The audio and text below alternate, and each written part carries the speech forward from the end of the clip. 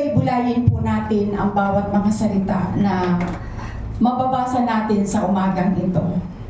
Ang aking pamagat po ng aking devotion po, mga bunga ng pagsisisi po. So, ito po yung po natin sa Ezekiel po, 18:30 po. Basahin ko po to. Basahin ko po to. Kaya nga, bawat isa sa inyo ay hahatulan ko ayon sa kanyang ginawa. Magsisi nga kayo't tumalikod sa inyong kasamaan bago bumagsak sa inyo ang parusa. So ano ho ang ibinibigay ho sa atin ng Panginoon? Ang pinapagawa ho sa atin ay magsisi. So sa ating pagsisisi po, ito po ay babasahin ho natin. Kasi ho sinabi ho dito,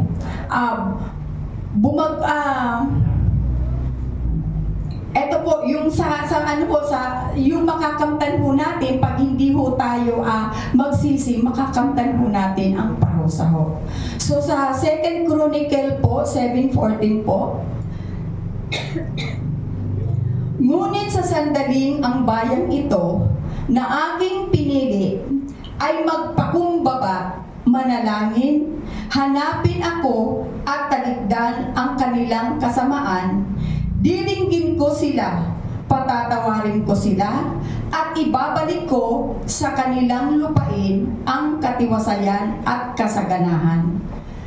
So, yun naman pala po, ang hinihingi lang po sa bawat isa ho sa atin. Matuto ho tayo magsisi sa ating mga nagawang kasalanan. Kasi ho talaga ho, kung tayo ho lamang susunod sa kalooban ho ng Diyos, talagang itong sabi nga ho dito, patatawarin ko sila at ibabalik ko sa kanilang lupain ang katiwasayan at kasaganaan. So yun ho ang ating pinangahawakan, basta ho tayo'y sumunod sa kalooban ng Diyos at magsisi. So sa Jeremiah po, Jeremiah 18:7-8, kung sinabi ko man sa isang pagkakataon na aking bubunutin, ibabagsak o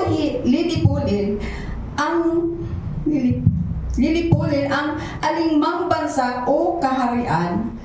So sa 8 po, at ang bansang iyon ay tumalikod sa kanyang kasamaan, hindi ko itutuloy ang aking hindi ko po itutuloy ang aking ipinasyang gawain. So, yun ho ang pangako ho sa atin ng Panginoon. Huwag lang ho tayo maging matigas ang ating mga puso.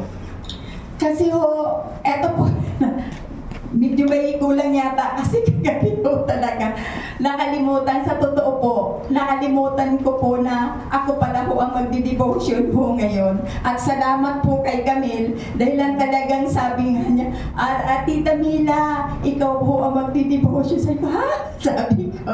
So, ang mga anak ng Diyos po ay dapat ho laging handa po. Ano man mangyari po sa bawat isa ho sa atin, patuloy tayo susunod sa kalooban ho ng Diyos. Dito na pala ho, nawawala ho kasi sinulat ko na ho dito lahat-lahat po ang aking So, sana po tayo, dito po tayo sa Jeremiah po. Ulitin ko ho dito. Jeremiah 7-8 po. Kung sinabi ko man sa isang pagkakataon na aking bubunutin, ibabagsak ko o lilipulin ang alinmang bansa o kaharian. Sa 8 po, at ang bansang iyon ay tumalikod sa kanyang kasamaan, hindi ko na itutuloy ang aking sinabing gagawin. So napakasarap po, kasi pag talagang dumiretso na po tayo sumunod tayo sa kalooban ho ng Diyos. Yung sinasabi ng Panginoon, hindi na itutuloy na tayo parurusahan, hindi ho itutuloy ho ng Panginoon. Kasi ho, bakit? Sumunod na ho tayo. So yun ho ang pinakamaganda pong ano ho natin. Kasi ang lagi lang ho hinihintay ng Panginoon na basta pag nagkamali ho tayo, nandyan lagi tayo humihingi ng kapatawaran sa Panginoon. Pagsisihan ho natin ang ating mga nagawang kasalanan po. Sa Judas po, 8:10 po. Dito na nga ako. Nakita ng Diyos ang kanilang pagtalikod sa kasamaan. Kaya hindi na niya pinarusahan ang mga ito. Tulad ng kanyang naunang sinabi. Di ba napakaliwanag po? Hindi na itutuloy. Kaya anong dapat ho natin? Dapat ho tayo matuwa ho tayo at magpasalamat sa Panginoon. Yun ho ang dapat lagi natin gawin. May nagawa man ho tayong kamalian, patuloy lamang po tayo magpatawid sa harapan ng Panginoon at magsisi sa ating mga nagawang kasalanan. At hindi na niya itutuloy kung ano man ang mga sinabi niya noon sa atin, basta magpaliglob lang tayo sa Panginoon. So, eto po, Old Testament po tayo. Eto ho sa New Testament po. Sa Gawa ho, 38 po. Sabi dito, sumagot si Pedro, pagsisihan ninyo talikuran ang inyong mga kasalanan at magpabautismo kayo sa ngalan ni Hesukristo upang kayo'y patawarin at tatanggapin ninyo ang kalooban ng Espiritu. So, ano ba ang binigay ho sa atin? Ipinagkaloob ho sa atin ang banal na Espiritu Santo. Basta talikuran lang ho natin ang ating mga nagawang kasalanan. Di ba napakasarap ho kasi ang Diyos hindi niya binibilang yung pagkukulang o pagkakamali natin. Ang binibilang niya kung paano tayo laging lumalapit at sumunod sa Kanya, sa kalooban ng Panginoon. Hindi niya tinitingnan yung ating pagbagsak, ang lagi niyang binagaano sa atin, lagi po tayong sumunod at tumayo. Ano man mangyari, patuloy po tayo susunod sa kalooban ng Diyos. Ito pa po sa Gawa ho, 11:18 po. Sabi ho dito, nang marinig nila ito, tumigil na sila ng tuligsa at sa halip ay nagpuri sa Diyos. Sabi nila, kung ganon, ang mga hintil man ay binigyan din ng Diyos ng pagkakataong magsisi at tumalikod sa mga kasalanan upang mabuhay. Ayun ho, upang mabuhay ho ang bawat isa ho sa atin. Kaya kung bubulay-bulayin ho natin ang salita ho ng Diyos, wala naman hong tinatanggi ang Panginoon, kundi magpatuloy lang ho tayo. Yun lang ho ang nais ho ng Panginoon sa bawat isa ho sa atin. Kaya ho, anong dapat ho natin? Lagi ho ang encourage ho sa atin. Patuloy tayo, maglingkod, patuloy. Kahit ho tayo nangihina, kahit ho tayo mayroong mga nararamdaman, pag mayroong marinig tayo na gawain ng Panginoon. Hindi man tayo makapunta sa gawain ng Panginoon, lalapit at lalapit. Lagi tayo sa Panginoon. Ano ang dapat po natin? Magpuri rin, makisabay rin tayo. Halimbawa kung may intercessor so dito sa church, kung nasa mga tahanan man kayo, ay mayroon pala ho ngayon schedule na intercessor, makisali na nga rin ho ako, manalangin na rin ho ako sa Panginoon, mag-abulay-bulay na rin ho ako ng salita ho ng Diyos. Kasi ho, yun ho ang magbibigay sa atin ho ng kalakasan na patuloy po tayo hindi madaya ng anumang gawa ng kaaway. Amen. Yun po ang nais ho ng Panginoon sa bawat isa ho sa atin. Ito na po, pinakalas na po. Sa Pahayag 3:19-21 po. Sabi ho dito, sinasabay ko't pinapalo ang lahat ng aking minamahal. Ano ho? Sinasaway ko't at pinapalo ang lahat ng aking minamahal. Kaya't maging masigasig ka, pagsisihan mo't talikuran ang inyong mga kasalanan. Sa 19 sa 20 po, tingnan mo, nakatayo ako at kumakatok sa pintuan.